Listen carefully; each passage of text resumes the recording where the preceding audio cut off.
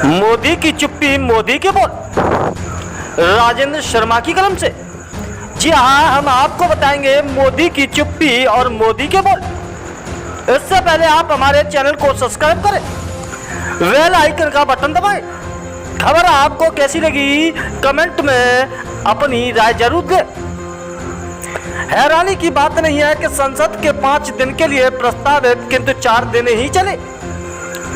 विशेष सत्र के आखिरी दिन सत्ताधारी पार्टी के सांसद रमेश बिधूड़ी ने मुस्लिम विरोधी सांप्रदायिक गाली गलौज का जो इतिहास कायम किया, उस पर प्रधानमंत्री नरेंद्र मोदी ने अपने ट्विटर अकाउंट तक 2 शब्द नहीं लिखे। मणिपुर को जलता देखने रहने के बाद भी पूरे 80 दिन तक उस पर दुख पर या पछतावा या चिंता का एक शब्द तक नहीं बोले। अपनी पार्टी के एक सांसद के लोकसभा में खुलेआम नफरती सांप्रदायिक बोल बोलने पर चुप्पी शायद ही किसी को हैरानी करेगी।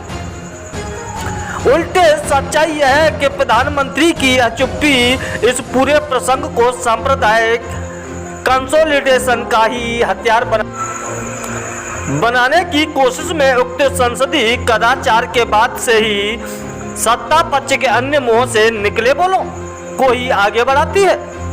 बेशक सत्ताधारी पार्टी के भी विशेष रूप से बदजुबान सांसदों में गिने जाने वाले इस दक्षिण दिल्ली के सांसद ने जिस तरह भरी संसद में अपनी सांप्रदायिक नफरत की उल्टी कर दी, उसी संसद टीवी के जरिए उससे बढ़कर सोशल मीडिया में वायरल हुई वीडियो क्लिपों के जरिए दुनिया भर ने देखा।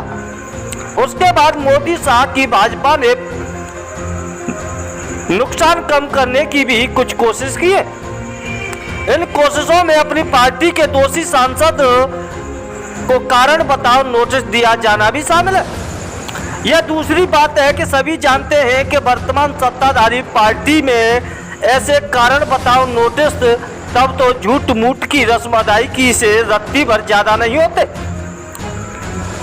जब शिकायत संप्रदाय की अतिकी हो, वास्तव में यह स्वांग भी इसलिए जरूरी हो गया था कि भाजपा सांसद ने घोर आक्रामक सांप्रदायिक नफरत की उस सच्चाई की सारी दुनिया के सामने दिखा दिया, जो बार बार तथा विभिन्न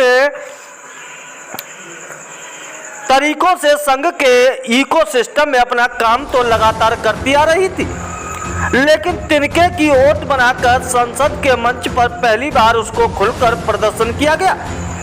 इसलिए सत्ताधारी पार्टी के लिए कारण बताओ नोटिस तिनके की ओट फिर खड़ी करना जरूरी हो गया। AG24 news.